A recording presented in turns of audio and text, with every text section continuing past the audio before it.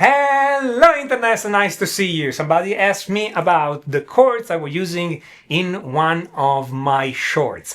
The short videos, of course. The piece I was playing, it was very short. It's a short piece for a short video, and it was going pretty much like that.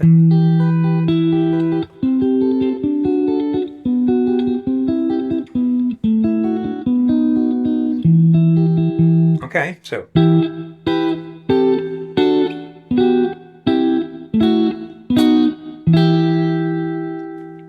pretty linear, pretty simple. I tap it down in the background. So let's take it step by step.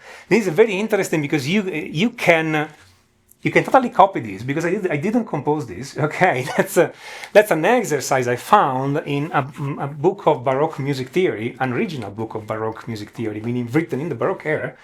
And what they're giving you only the bass line and a few numbers on top to tell you what kind of chords to play on top. So that's my realization on the guitar, but once you know what it is, you can change a few things. So it starts with an E minor. The whole piece is in E minor, okay, and I'm playing the root E, and then playing the third and the fifth. And then it keeps going on in E minor because this second chord here, it's still E minor, okay? So one thing there's intelligent people in the Baroque era were doing is when you want a chord to go on twice, so you want to hold a chord longer, rather than playing the same thing exactly, just move the bass an octave higher or lower. So, and immediately it sounds like you changed something.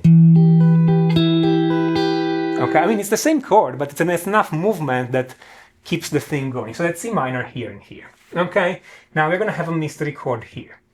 Let me identify the simple chord. If you play through this the way I'm showing it to you, you recognize that that's an E minor, that's a D, that's a C, that's a B, and that's another E minor, but the chords here, here, and here are kind of a mystery.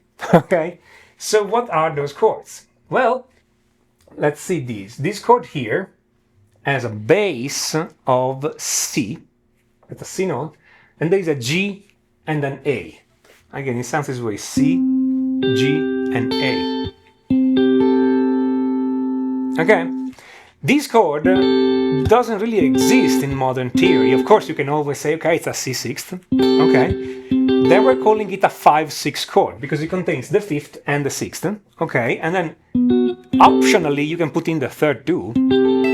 So you can have a C, G, A, and the E.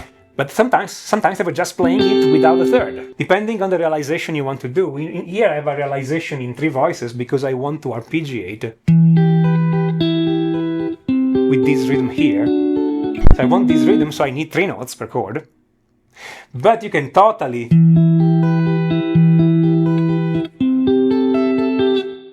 do another realization on the guitar that has 4 notes per chord in total, and so you put in the third too. Okay? And the same happens for all those mystery chords. Okay, so you see all those chords have a fifth and a sixth, in the key. So this chord here is C, G, A. So they were calling it C 6-5 or 5-6 depending. So 6-5 will be.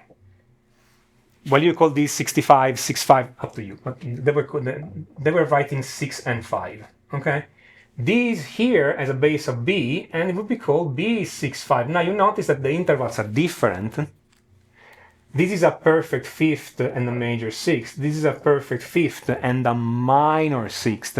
It's understood in all Baroque exercises that you adapt the sixth and the fifth to the scale, so you should know if it's major, minor, diminished, augmented, etc., etc. Okay? But yeah, modernly we would call this a B minor with a flat sixth. Okay? Like we would call this a C major with a sixth, possibly no third. Okay, no third here too. And these it's an A again. It's an A. It's an A minor because we're in the key of E minor, but the third is not there. With a sixth again no third.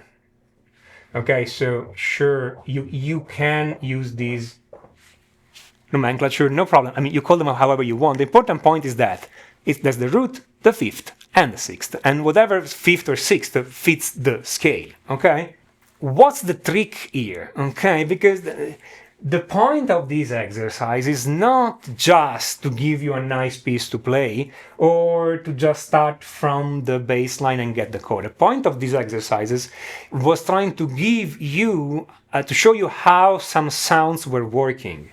And the way these sounds was working is this: it's before a chord, like before D, before C, before B, put another chord that has the root one step below, and there's a 5 and a sixth. So it's kind of trying to educate, this exercise is trying to educate you to go from this C, 5, 6, or whatever you want to call it, to D. So to hear this kind of resolution, and then this kind of resolution, and then this kind of resolution. And by the way, you could go on. Okay, and you could go on and on and on.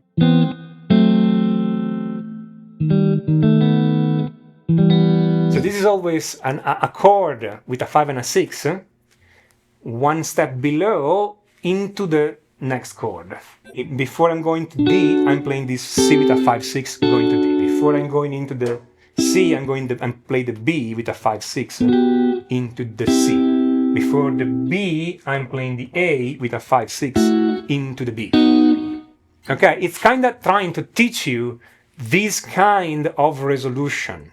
Okay, and it's one step of many steps that they do in those exercises to educate your ear to hear the stuff and to use it in music. Okay, today we will call you could take this chord, because we have the same concept in modern music, and you may not have recognized it yet, but you're going to recognize it in a moment, at the moment I respell this chord. It is a C sixth with no third. Okay, but I can write this very same chord as an A minor 7th. A minor 7 contains A, C, E, G. Okay, I'm not playing the E, so I have an A minor 7th with no fifth, and with a bass of C.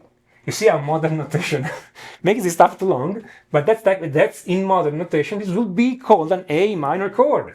Okay, this B here contains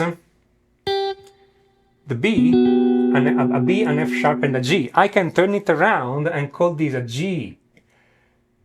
Well, it was a B minor flat 6th, but it can also be called a G major 7th, no fifth, with a bass of B. Okay? And these, but why am I deleting them? I should keep them. A 6th, no 3. It's the same as calling this an F sharp minor 7th, no 5. Okay, rather than flat 5, there is no 5. Okay, what's happening here? That's a circle of fifths. E to A to D to G to C to F sharp to B to E. We did a full run around of the circle of fifths for the key of E minor.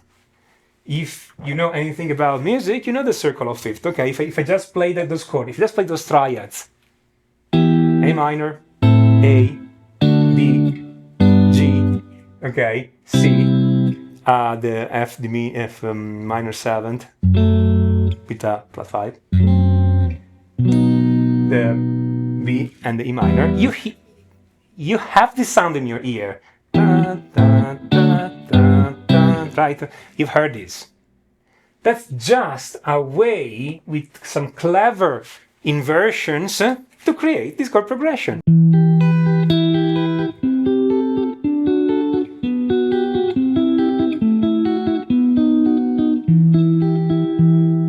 Okay, now the piece doesn't really end here, the exit doesn't end here, those are just the two opening bars, it's much longer than that. But this little part forms a little unit, it's contained, and it teaches you a lesson, and it shows you how you can make the circle of fifth more interesting. So that's what I was playing in that shirt.